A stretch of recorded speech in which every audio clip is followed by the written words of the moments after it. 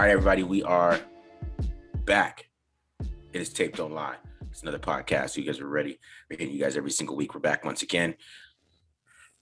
It's BD. It's Marcus Johnson.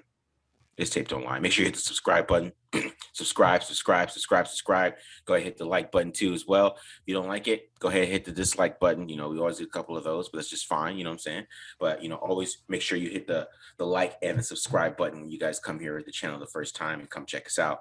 Like I said, we've been doing draft stuff all draft season, all free agency, all off season. You know, ready to keep hitting you guys after the draft with different cool stuff. So make sure you hit the subscribe button. You guys keep checking this out. You know, so this week we're gonna be doing some cool stuff. We're gonna be going over some little Gus Bradley stuff, little Gus Bradley defense, doing a little breakdown, going over some coverages, and you know some of the things that we're gonna see this year, which is gonna be pretty cool. So really excited for BD to break that down for us. And then I'm gonna go over some fallers or some mock draft favorites, like I would like to call it, who have been mocked to the Raiders a lot. And, you know, there's a lot of buzz around some of these players. So I'm going to be going over some of these fallers or mock draft favorites that we see that, you know, even if it's not a position in need, you know, some guys that, you know, if they fall, we'll see if the Raiders take them. So yeah, make sure you follow us on Twitter too, at the Mark John NFL, and then follow BD at BD Williams 18. All right, BD. So Marcus, I just want to know who keeps on disliking our video. Every video has like one dislike. I don't know, man. It's somebody, the problem? Man. I don't know, man. Maybe it's maybe we messed up. You know, we had a couple complaints about the quality last week. It's because I keep forgetting to put the soundtrack in at the beginning. Soundtrack, right? Yeah. My face was cut off a lot, so I'm trying to back up today. I'm backing up today. So whoever that guy is, okay. We don't care, but yeah. Anyways, I mean, the face thing's understandable. We're talking. I want to see our faces, you know. I guess. I thought this was a film channel, you know. I mean, we do have two ladies that watch. So you just think about that, BD. We have two girls. I checked the stats. We have two women.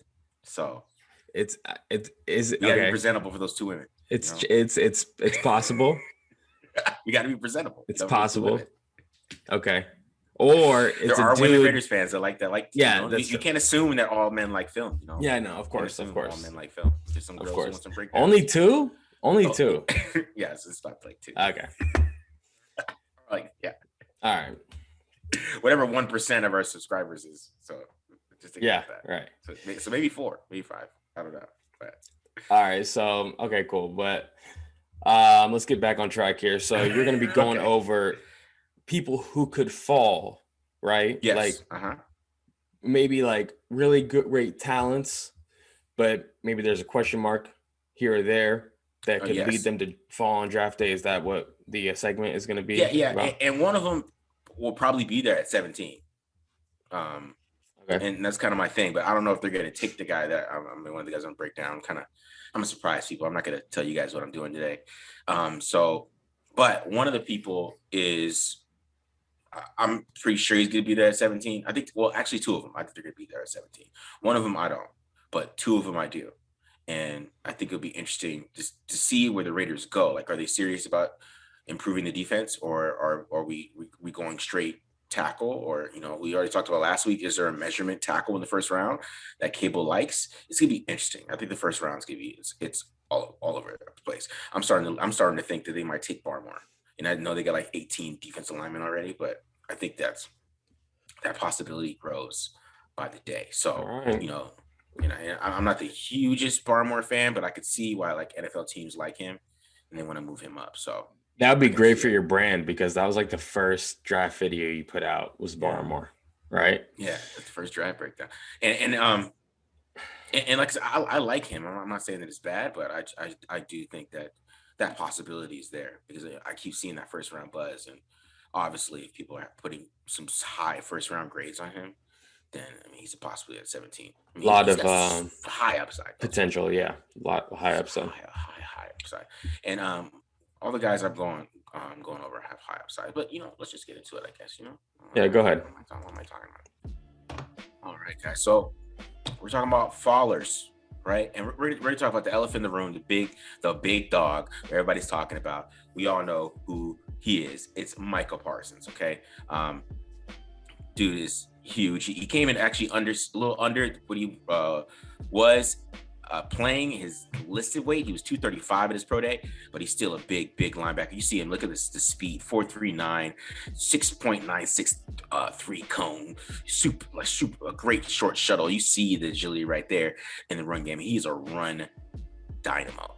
He's dynamic in the run game. Watch him break up the screen right here. Look, avoid the blocks and blow up the screen. You know what I mean? Like, that's a wide receiver screen right there, right? That's instincts, natural ability. You tell he understands things. He can read plays. Look at him just avoid the offensive lineman there. We're gonna get to that though later. Okay, we're gonna talk about why that might not be the best thing in the world later. But he's just so awesome in the run game. Like, here he comes filling up the fit, right? Blowing it up, good sure tackle. He's a sure tackle too. Rarely misses tackle. I think he's a great blitzer too. You see him with little rip there, finishing off with a sack, right? He has over six sacks in his career. You see him coming off the edge too, which me and B talk about him, maybe being the Sam linebacker on third down and, coming off the edge. And we see that, but, it comes down to coverage, right? With Michael Parsons, okay? Michael Parsons he's just clunky. Like, just look at the back pedal. It's just awkward. You know what I mean? Like, it's just clunky. He looks very awkward in pass coverage, and even in zone coverage, he just looks a little awkward. And you can see here, he looks awkward transitioning, into his turn, right? He transitions a little awkward there, but he had the speed to recover. So it's interesting how he's going to be as a linebacker in coverage of the next level. But the thing that concerns me the most is that he doesn't take on linemen, or doesn't try to use his hands to take on linemen and create,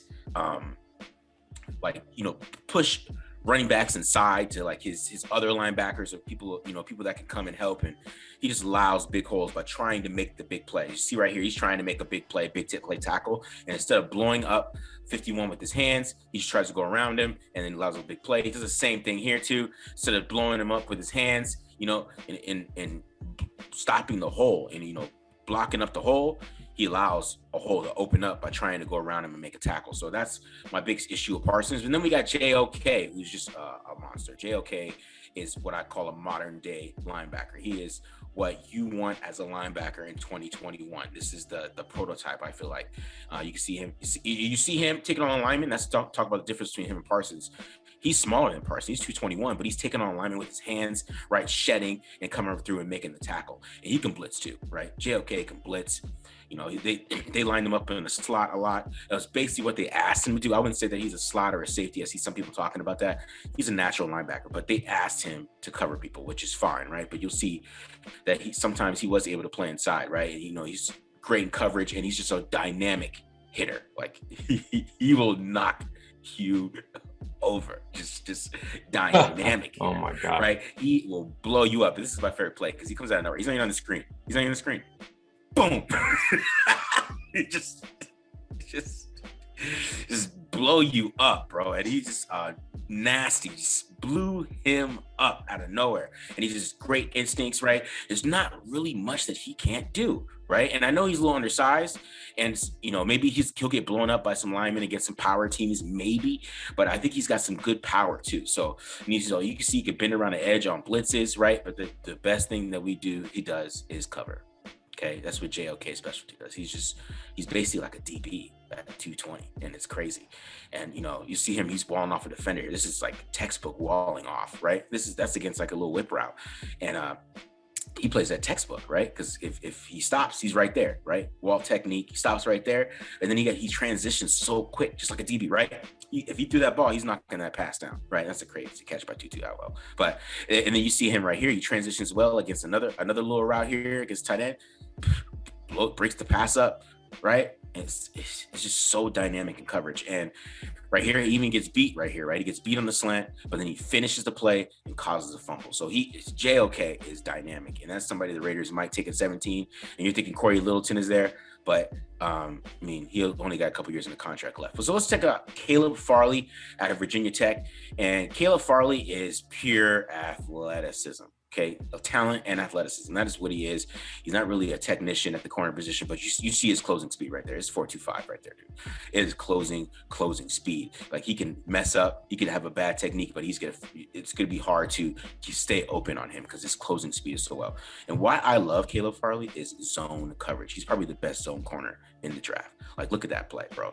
Like that is recognition, that is understanding routes.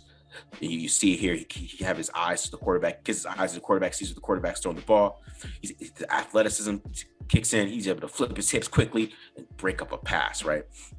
And he's like I tell you, he's a dynamo in zone coverage. He understands everything. You see him pointing and then coming and take it over the top of it on the seam route, right? The quarterback made that throw. Who knows if Caleb can get there, right? How fast he is. You see him pointing, right? He's communicating, right, to the slot corner, right, and he's going over the top. So you got cover 3. What the Raiders like to do, he'd be ready to do that day one, right? But the problem with him is just technique, man. Like, why are you getting beat by 19 here, Caleb? You're way too talented to get beat by 19. You kind of see it that he's all over the place, in his transitions, in his back pedal, and his steps. It's just ugly. It's just all over the place. He just needs some work, and I think he could be coached up. You get him the right DB coach, I think he could be like, maybe he could become a top 5 corner just based on his speed, his talent, his athleticism, and his natural ability in zone and how smart he is. If you can clean up his technique, bro, he's going to be super dynamic. So those are 3 guys that I think the Raiders, they have to think about, especially Caleb Farley. I think Caleb Farley, you have to really, he's the type of player that you have 2 starting corners already. You could take him and he can get better. And then by year 2, like, he'd be a starter and he might be dynamic, you know? Yeah, I mean, there's so many corners while we're on Caleb Farley. Okay. There's so many corners in this draft, it seems like, that are equally as good playing press and playing off coverage, like backpedaling and breaking, coming forward, opening their hips up. And usually in a draft, you're going to have press corners, mm-hmm. and you're going to have off corners, and you're not going to really have many guys who can do both. Right. And the one guy who can do both, he's like for sure the first. He's the best. Right. Mm-hmm. And now you got JC Horn, okay, who can do both. You got Greg Newsome, who can do both. You got Kelvin Joseph, who can do both. You got, Caleb Farley, who can do both. I'm with you. I think that there's a lot of talent there. I guess, mm-hmm. We just got to figure out, do you know about the medicals for him? Well, yeah, he has back issues, right? He has the back issues. And I mean, he says he's gonna be cleared. I mean, his agent is, who knows, really knows how bad it is. He got cleared at the combine, I think. So, okay. He got cleared at the combine. That's why Drew Rosenhaus was like, he's gonna be a first round pick. So, which I think he should be, because, like, I'm telling you, bro, that speed, that talent, athleticism, you cannot teach that. You can't teach it, and you can't teach the natural instincts and zone that he has. Like, you can't. Like, that is studying. Like, he understands, like, and like the pointing and stuff that's on tape a lot. Like, he's directing stuff as a corner, like he's a safety. That's why I made the joke to the DM. So I was like, bro, this draft and put him at free safety. I think he could do it because he's so smart. Like, he understands what everything that's going on. He would pick up that playbook really quick. He was only a sophomore. He's doing that. He's only a sophomore. He's only like 19 directing people, right? And so that he could come in, he could pick up a playbook really quick, and then he just has to be coached up. I think if he got coached up and fixed up his technique, which is, I think, I mean, technique is something that you can learn, right? I mean, something if you're a hard worker, which I'm telling you how smart he is. Obviously, he's a hard worker. You just don't have those instincts and those things. I mean, sometimes some players do have that naturally, but when you're directing, that tells me you're a hard worker. So when he can clean up the technique, he's not gonna get beat deep. It's gonna be hard to beat him deep unless it's like Tyreek Hill. Maybe he's gonna have the closing speed, and he plays through hands. He does a lot of things really well. It's gonna be hard to like beat him. Like, you might beat him off the line, but it's gonna be hard to like really, really like create separation for a long period of time against him, because his closing speed and his athleticism. Like, he depends on that, and that's how he thrived in college. He's not gonna be able to thrive like that in the NFL, but I think he has a chance to be a real special player, bro. I think out of all the corners in this draft, you mentioned a lot of them, and even JC Horn. I think if Caleb Farley hits his potential, he's the best one. And he's not even my ranked corner number 1, but it's that's how I do, guys. technique first, but I do bring in upside. I understand Caleb Farley's upside. I wouldn't be mad if a team took Caleb Farley in the top 10 because I get it. Let's say that. Okay, well. All right, so let's go backwards then. JOK. Here's my thing. Okay, here's my thing. Yeah, he's a will linebacker. Okay, he's not a strong safety. Maybe in 2005 he could play strong safety because he'd be in the box like 90% of the time, and it wouldn't be a big deal. But now today's NFL strong safety, yeah, you're going to be in the box, okay, but you're also going to have to play like in the deep half. You're going to have to play quarters. You're going to have to occasionally play in the deep third. Play in the post, whatever it is. You're going to have to play deep techniques. Okay, yeah, JOK, he's a phenomenal athlete, but like you're not. Why would you line up a player like that 15 yards off the ball? He needs to be coming forward. He needs to be closer to the ball. So he's a linebacker to me. I know, I understand what people are saying because he's a little slider for a linebacker and he's so good in coverage. I understand what people are saying by maybe asking him to move to play safety, but who moves backwards in the NFL? Like who goes from being a linebacker to it's the other way around. It's the other way around. You go from being a safety to a linebacker. You don't go from being a linebacker to then having to do even a more athletic position. It's unheard of. Not saying he couldn't do it, but I just don't see that projection for him. So I agree he is a linebacker. So here's my thing. Corey Littleton. Okay. He's a will. All right. He's not a Sam. All right. He's not a Mike. He's a will. Nicholas Morrow. He could be Mike. He could be the will. All right. They already got Tanner Muse. I know you can't let Tanner Muse stop you from drafting JOK, but it's like there's a backlog right now.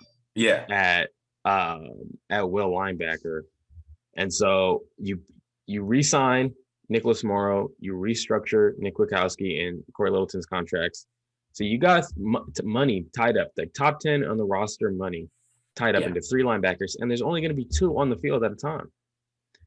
So that's just my thing. I don't see the positional value for me for JOK. Granted, he's a heck of a player, but that's just my thing about it. I think it's more about, to me, like those guys' contracts. I mean, Corey Littleton already signed a 3-year contract. I think Kwiatkowski's only 2 years, right? And you'd rather have if you take a linebacker, which I don't think they should. I'm not gonna say they should, but I mean, it's a possibility. I think he's gonna be there at 17 with all the quarterbacks going and some of the other players. I think he has a chance to be there at 17. So why I would say, like, if they take him, then it might be okay, is that, like I said, those contracts, Corey Littleton's contract's coming up, Kwiatkowski's contract's coming up. You draft him, maybe, somebody gets hurt. You never know, never know what happens.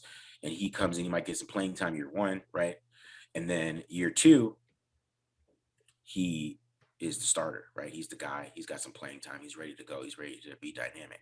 Yeah. And because that's what I got. The last draft, the 2020 draft, Mike Mayock talked about luxury. Like they took Ruggs because of upside for offense. They didn't really need him.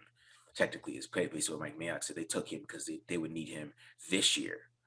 You know what I mean? And I think if they take that approach, and they don't think, okay, we need him this year, we need him next year, then I think they might take a linebacker or something like that, or a dynamic player like that who could just come in and fill Corey Littleton's role. Because who knows how high they are on Corey Littleton? I know they restructured him, so he's going to play this year, right? But is he, like, how long is his leash? You know what I mean? Like, does he have a short leash? They bring in a young guy. Does a young guy start to get some playing time? Somebody gets injured. Raiders have a lot of injuries past couple of years. It's a lot of things that could go into them taking a linebacker. And to be honest, they don't have a lot of linebacker depth. I mean, I know Tanner Muse is supposed to be a linebacker and all that stuff, but yeah, I mean, believe it when I see it, right? Yeah, they don't have a lot of depth right now. So, I mean, it's the one position they have. I mean, they got Littleton, they got Kwiatkowski, they got Morrow, and they got Muse. I'm trying to think of who else is on the roster that plays linebacker. Devin White. Yeah, you know what I mean? Like it's not a lot of depth there. So It could be, man. It could be something that they look into. So, I mean, you got to think about it if he's there for sure, because he's a great player. And then Micah Parsons. So here's my thing with Micah Parsons. Okay. What I foresee for Micah Parsons, like the projection that I have for him, is he could play linebacker on first down. Okay, on rundowns. But then in your sub package, move this guy around and rush him after the quarterback. Like that's the way I look at him. When we get into the Gus Bradley breakdown later, there's like some packages that I could see him being used in, as far as like getting after the quarterback, and being 6'3", playing at 250. I know that he worked out lighter than that at his pro day, but being 6'3", 250, great burst, great agility, wanting to get around blockers and not really wanting blockers to touch him, which is spot on. Great breakdown, by the way, about Michael Parsons. I just see him as a rusher on third downs, because like you're saying, like his coverage isn't good enough yet. But again, if he is just a linebacker to them, again, like there's so many linebackers on this team, and they need a nickel, they need a free safety, they need a right tackle, and you're gonna get another player who, if he's just a linebacker, if he's not a pass rusher, if he's a pass rusher, get him in the first round. I'm cool with that. Michael Parsons, if he falls, there is some like off-field noise. Yeah. But if you read into it, you're gonna be like, what is this nonsense? It's not a big deal. So I wouldn't put too much stock into that. But if he does fall to 17 and the Raiders think he's a pass rusher, pull the trigger. Get that guy. He's a monster. Yeah, because you're right. I mean, as a linebacker, if this was 2010, you go top 5 for sure, as a pure, like, what you would consider a linebacker. Okay, like he comes downhill, he plays run fits really, really well. He blitzes, he does all those things. He's a sure tackler. That's why, I didn't see him miss a tackle, right? And once he grabs you, you're going down. He's super strong like that way. But with the coverage, it's just like he's just clunky. I don't know. It just doesn't look natural. That he's natural on coverage. It's not natural for him. Like it's gonna take. I don't know if he'll ever be good at it. He's natural going forward, not going backwards. Yeah, not backwards. And he doesn't transition well. He doesn't do anything like that. And you think he would because of his 3-cone and his short shuttle and all that stuff. But it's just not there. It's just not there on tape, man. I don't see it. But you're right, dog. I mean, if he came in and when I saw him lined up on because he lined up at the line, like when they have five dudes at the line, you know what I mean? And they did that a lot, and I was thinking like that's a 4-3 under, bro. That's him. Okay, there you go. Right. That's him, bro. He comes in off the edge on third down, and that should be their plan, but I don't know. John Gruden, he's an old school guy. He might think that he might be a 3-down linebacker. So yeah, we'll see. We'll see, bro. But I like Mark. Like I don't want to say I don't like Michael Parsons. I just think there's some things like the taking on blocks thing it was super interesting to me. I thought that was I showed JOK like what usually what linebackers do. They put their hands in. They take it and they put they blow up guards. And then shed them. Right. He just refused to do it. So it's interesting. Yeah. All right. Well, great job. I agree. If any of those guys is there at 17, we're just got to think really hard about it because the talent is immense. Yeah. So 100% with you there. And what about Barmore? Would you consider Barmore at 17? Yeah. I mean, no, I wouldn't, but I can see why the Raiders would, but I wouldn't. I just don't think he can play the run. It's a pad level issue. Yeah. High pad level, bro. It's crazy. That dude, he's 6'5". He just stands straight up. He's just right, and he's just blowing up in the run. But he can rush the passer. But the people call it the Ohio State game, right? That's like the big game. But like Wyatt Davis, he's probably gonna go day 2 guard from Ohio State. Okay, Wyatt Davis. I mean, he was doing okay against Wyatt Davis early on, right? That Ohio State game, but Wyatt Davis got hurt. and then Barmore went off. So like people bring up that game, but he went off like after Wyatt Davis got hurt. He just he's got a lot to work on, and I know he's a dynamic pass rusher, and that's what you want in today's NFL. So you kind of can get past the run and be like, okay, because Chris Jones is not very good against the run. He's not the greatest run. I mean, he's better than he was coming out in college now, but he's not you wouldn't call him a running, a run down stud. Chris Jones, he's a pass rusher, and that's kind of where I see Barmore going. I kind of see that's where he's. You like Chris Jones? I'm higher on after I did a rewatch. Mm-hmm. Go ahead. Yeah, I do like the Chris Jones comp. But the guy that I'm higher on after rewatching, and I'm going on a side rant here, but is Nixon, Davion Nixon, bro. I wouldn't. He killed his pro day, and I was like, what am I missing? I wouldn't rewatch, but like, yeah, he's I was too low on him, so I raised him up a lot.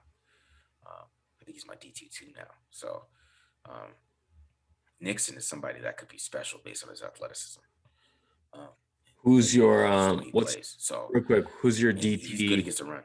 Who's your DT? Top 5 DTs. All right, I got to pull it right in front of me actually. Anzurike, okay. Then we got then I'll go Nixon. I go Barmore. Then I go Tuipulotu. Yeah. And then I go Tufele. Tufele. All right, Pac-12 getting the love. Mm-hmm. But yeah, I had to rewatch Nixon. What's that? Yeah. yeah. I think Tufele goes a lot higher than people think. He's not getting any buzz, but like, bro, he's a dynamic 1-2 technique nose tackle. Bro, right. Like if the Raiders took him, that would be like he could like what's the saying? Like for depth, right? Because Jonathan Hankins there, but what if Hankins goes down? Then you play the young guy and let the young guy get some action. And if he becomes awesome, then guess what? We got a starting 1 technique next year. So, I mean, that's how you should look at the draft, anyways. I don't know why people don't look at the draft. I mean, you can't always just look for year 1 starters. I think sometimes you got to look like, okay, we add some depth, right? We got a guy that's under contract we might let him go next year. We probably should get his replacement now instead of trying to get his replacement next year, because if you get his replacement next year, he doesn't have the practice experience. He doesn't have the game experience. He doesn't understand the speed in the NFL. I don't know if they're doing preseason this year. They're probably not, but like, it's things like that. You know what I mean? Like you got to kind of get that guy going into the NFL, and it's the second year. He's ready to go, So, yeah. All right. Thank you for that. So yeah, we can transition here, switch gears. I'm going to talk about Gus Bradley. Marcus blessed us with some more draft stuff right up against the deadline here. Draft's coming soon. So I thought, you know what, I might as well even out the episode with some NFL film. And so I'm going to talk about Gus Bradley's defense, some things that we're going to see this year, some things that he's been doing. And this is all from 2020 Los Angeles Chargers film. All right. So everyone wants to know about the cover 3 package. All right. I mean, it's going to be a big part. It's a workhorse in Gus Bradley's coverage. So let's talk about it. The backside corner right there. He's playing a read third technique, which basically is man coverage. The strong safety is a curl flat defender. The will linebacker is a hook curl defender. This Mike linebacker is a hook curl defender. The nickel is a curl flat defender to the strong side. And this corner at the bottom of the screen is playing a zebra Z for zone. So it's a true third, and this free safety is playing a middle third. And this is 3 sky. This is a common cover 3 call. Then another iteration of cover 3 is they play 3 buzz, and the strong safety now is the hook curl defender, and he switches responsibilities with the will linebacker. And they like to do this against trips when they might get a vertical from number 3. So 3 buzz. And then they also have another type of cover 3 called 3 bracket or 3 slice, where the strong safety is going to double the backside X. When you got a guy like Tyreek Hill, it's good to have two guys on him at times. And then this isn't a call, but this is an alert that they have when they get a 2x2 formation. This strong safety is going to have a seam alert, and he's basically going to play a man on number 2. In this case, is the tight end vertical, okay, to protect against 4 verts, which is, a common way to beat cover 3. So the strong safety in cover 3. He's a curl flat defender. He's a hook curl defender. He's a bracket defender. He's a seam defender. Okay, so he has a lot of responsibilities. Everyone else in cover 3, they just do the exact same thing pretty much. Okay, so let's talk about that read technique and that zebra technique. Okay, so if you look at the corner at the top of the screen, he only has one vertical threat. So he's going to play what's called a read third, which means he has man on everything vertical from that wide receiver. So he can play this a lot more aggressively because he knows he doesn't have any other vertical threats on his side. Now let's look at the corner on the bottom of the screen. He's got 1, 2, 3 vertical threats to his side. Okay, so he has to zone this off and help this free safety out in case there's verticals. Okay, so look, both these corners have the same exact route from number 1, but the zone corner is not nearly as aggressive as the man corner on the backside. Okay, so that's just one way that Gus Bradley does his cover 3. Now they also do plenty of cover 1. This is example of cover 1 cross. The middle linebacker has man on number 3 out, but if number 3 goes and runs the over, he's going to pass him off to the strong safety on the backside, and he'll become the rat defender. So it's basically a combo, and the strong safety and the middle linebacker, one of those guys will become the rat defender in this cover 1. It's called cover 1 cross. And then they also just do, straight up cover 3 robber, where the strong safety is the rat defender. Everyone else has man across the board. That strong safety can drive on crossing routes and cut the crosser in this case and get a stop here. So cover 1, they'll call that a lot. And then against really good quarterbacks, they'll get into their split field coverages. Okay. This is an example in Gus Bradley's playbook. He calls it 4 palms. Okay. And the bottom of the screen, they're playing true cover 2, but at the top of their screen, they're playing what's called a palms cover 2. Okay. And palms is basically a midpoint between cover 4 and cover 2, where the corner can jump any outside breaking routes.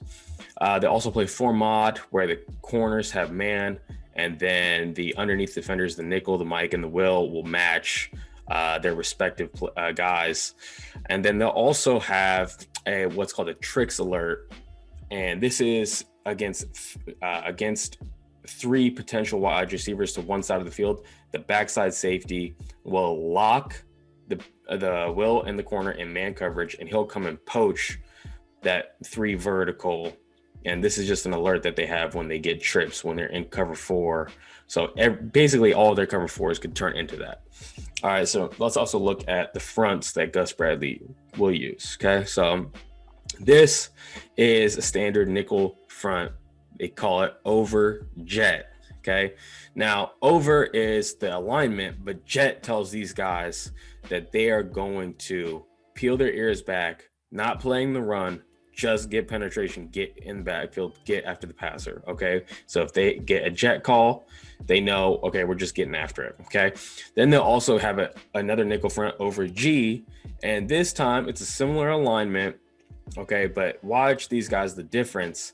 They're not rushing the passer. They're getting their hands on in obvious run situations. When you got 2 tight ends on the field, it's a short yardage situation. They're going to call some of these, but mostly it's going to be that other over front called over jet.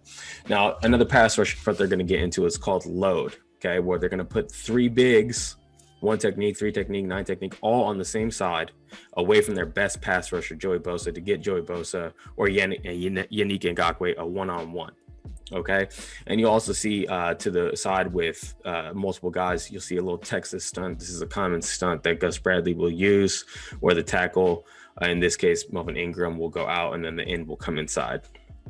Okay, and then they'll also call a prowl front. This is called the prowl front in Gus Bradley's defense. They got an odd front, so 5-0-5 techniques, and then they'll stand up a guy, Micah Parsons maybe, and to get after the quarterback And they use that a lot with Melvin Ingram in these last couple of years. Okay. And then also when they're in base personnel, they'll get into this under front, where you'll have the Sam linebacker to the left of the screen. He's in a 9 technique outside the tight end.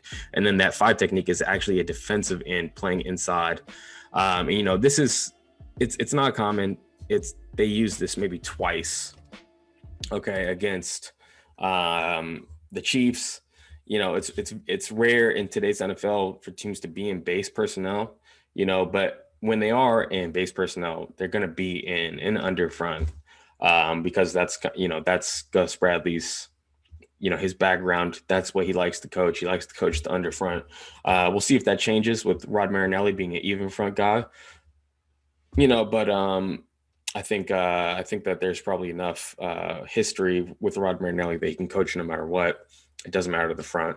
But when they are rarely in base personnel, they're going to be in an under front. Yeah, man, that was a great breakdown, bro. It was definitely.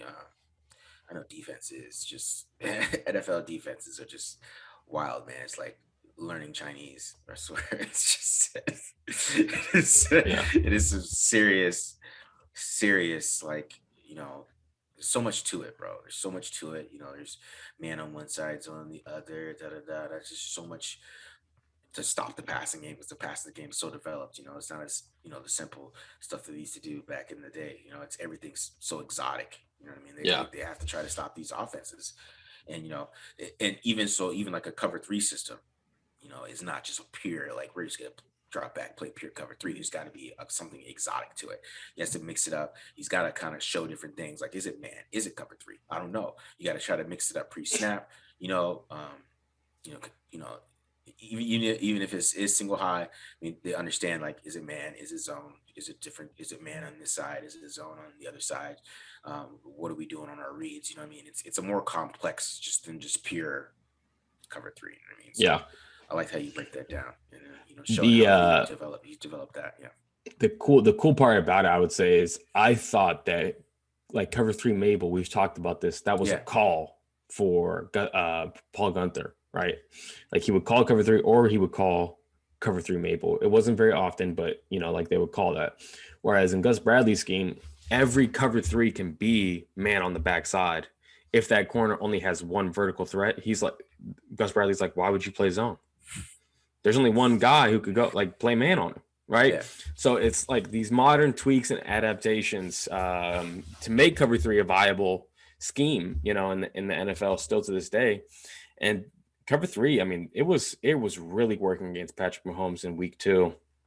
They did a fantastic job. I think Patrick Mahomes only converted one pass on 3rd down for a first down the entire game. The rest of the time he scrambled and made it. And that was probably a little disappointing for me to see that Gus Bradley never spied Patrick Mahomes, because Patrick Mahomes, like, when it was 3rd down, like, he would just scramble and he would get the first down if they did convert the 3rd down. Yeah. But other than that, they did such a really good job of stopping the Chiefs' attack. A lot of that using the backside safety to poach 3 vertical stuff that Paul Guenther used when they beat the Chiefs in week 5.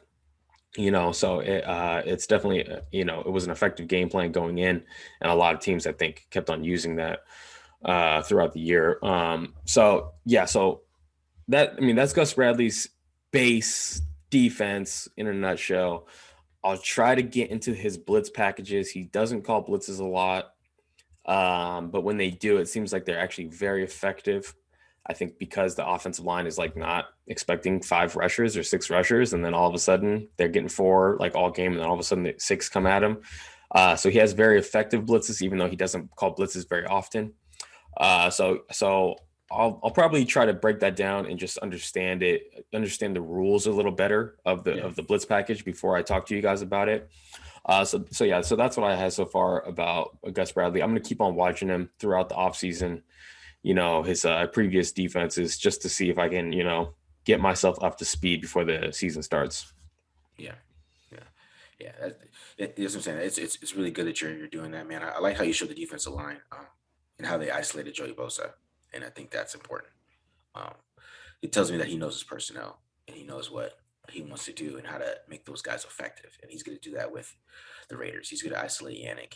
He's going to isolate things like that. He's going to do those different things with the line. And it makes sense when you show all the the defensive line alignments you showed. It makes sense why they have so many now in my head, because there's so many guys that, they might suit up a certain amount of defensive linemen every week, and they might just rotate them. And play different, have them play different positions, I mean, he has more. He has more that I've seen on tape, but those are the most often used, Yeah. But there's some different iterations, like having 2-3 techniques on either side and 2-9 techniques. They call that a green front. That's another pass rushing front that they use. Not quite as much, and then they get into a lot of like fake bluff blitz looks, where they got linebackers standing up in gaps and stuff like that. But I have to go through the film so I can better understand the rules behind it all, because, it's called so infrequently that it's tough for me. I watched 5 games so far. I only charted 1 game, but I watched 5 games, and it was tough for me to like understand the rules behind all the blitz packages. So I gotta study a lot more about that. Okay. Yeah, that's what's up, man. I mean, it was good, bro. Don't feel like you didn't do well. That was so I want to apologize. Okay. To Raider Nation. Okay. Last week we said Jonathan Abram is a free safety. Mm-hmm. After going through the film, Jonathan Abram would be a fantastic strong safety in this scheme. Okay. Like by far, they asked the strong safety to do more than any other player in the back 7 in coverage. Okay. He has so many hats to wear. You have to have an impact player there. Okay. Now, week 2, Nazir Adderley, correct me if I'm wrong. Nazir Adderley was a rookie last year. No, second-year player. Oh, he was a second-year player. Okay. Did he get hurt his first year? Yeah. Okay. So sorry, second-year player, but he's coming from FCS, doesn't have a lot of game experience. How many times do you think Patrick Mahomes and Andy Reid targeted Nazir Adderley playing free safety? I bet all. One time. Oh, one time. One time. You don't throw down the middle in cover 3. Okay. You think Jonathan Abrams can be sitting back there, backpedaling to the middle of the field, getting no action all game? Okay. No. It's not going to happen. All right. You just need a steady player there who's maybe a good open field tackler. This scheme can get by without an impact player as a free safety. Obviously, it would be great to have like an Earl Thomas type or something like that, but you can get by without an impact player as long as you just have a steady guy back there who can come down and make some great open field tackles. You're good to go there. You need an impact player as strong safety. Okay, you need it. All right, this scheme does not work without an impact player there. If you just have a jag there, okay, you just have a regular guy there, you're going to have a regular defense. Okay, so that's why after going through 5 games, I realized the error of my ways. Jonathan Abram is a strong safety in this scheme. He would be fantastic as a strong safety in this scheme. So I understand it now. And I think that before, when, early in Gus Bradley's tenure, the Seattle Seahawks, you were going up against more 2-back formations. You were going up against a lot of 2 tight end formations. Okay. You could have a guy like Cam Chancellor, 6'3", 230-pound strong safety. Okay. With how much run game that guy was going to have to be down in the box and be an extra linebacker, right? He doesn't use his strong safety like an extra linebacker. He uses him like a chess piece now, like he has a lot of coverage duties, and really he's there to take away and solve the problems that the defense has in cover 3. If it's, handling 3 verticals, if it's handling backside, X receiver who's a stud, like they asked that strong safety to do a lot. And then the other thing too, last year, he had a guy named Kaiser White playing will linebacker for him. Okay. And Kaiser White, he's a good athlete. But he is just not a great NFL player at this point. Maybe he turns into one. And I talked about him If you guys remember, if you watched that, I mistakenly thought that was Kenneth Murray. I don't know why I did that. But anyways, he was basically like the weak link in the chain. He was getting beat a lot in coverage. Okay. And after the strong safety, okay, the will linebacker is also a really prominent part of this cover three. You know, he has the next most responsibilities. After the strong safety and the will linebacker, everyone else does the same thing on every cover three. And it's just Gus Bradley mixing these guys up, changing their responsibilities to give a different look to the offense, to take away certain things. But everyone else can just play fast because they're playing the same thing. So, you know, it's going to be a huge step up in, you know, in terms of like the caliber of player that Gus Bradley has playing weak side linebacker for him, going from Kaiser White last year to Corey Littleton this year. I think that that's going to really help hit this scheme out, because there you see these games like Kansas City was like easily the defender who gave up the best completion percentage against Patrick Mahomes was Kaiser White. Against the Buccaneers when they gave up a big score, it was a kind of a shootout that game. I mean, obviously Buccaneers is Tom Brady, you know, they won the Super Bowl. But it was like Kaiser White just like getting just demolished in coverage. Like he couldn't cover anything in that game, you know. Go to the Saints game. It's just like him giving up like huge catches, just like mental breaks. You know, Corey Littleton is going to be a great piece in this scheme, I think, just from his savvy, his understanding. So yeah. So I'm a little bit more on board with Jonathan Abram playing strong safety. So that goes back to earlier, man. You talking about how important that will is. That's why, like, you know, JOK might be somebody they look at if Littleton doesn't work out at will for the responsibilities, they could just slide somebody in. So it could be a possibility. It's important. Yeah, it's important. It's very important. Yeah. That's interesting that you say that, because that might drive the draft strategy. They might be looking for a will in this draft, you know, maybe like. I mean, I hope that they think Corey Littleton can be that guy, you know, and they can maybe get another rusher, you know, get a free safety. They need a nickel, like, unless it's Amik Robertson or Damon Arnett's job, you know, like they need a nickel. You know, you're going to be a nickel. Like they were literally in two snaps, and they had like 70 snaps and went to overtime against the Chiefs. Okay. It was like 70 snaps in that game. 2 of them, they were in base. Okay. The nickel was out there 75 snaps out of 77 or whatever it was, you know, like you need a nickel. It's a starter in the NFL. Okay. And right now, like that's up in air for me.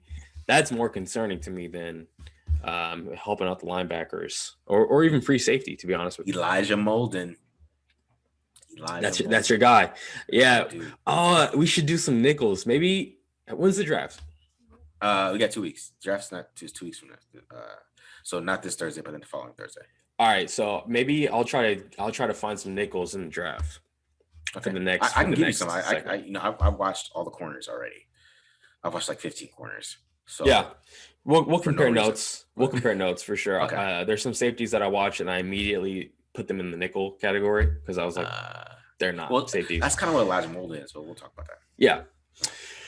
Okay, so that's it. Any other thoughts, hopes, dreams that you want to share? No hopes and dreams, nothing. All right, guys. At all.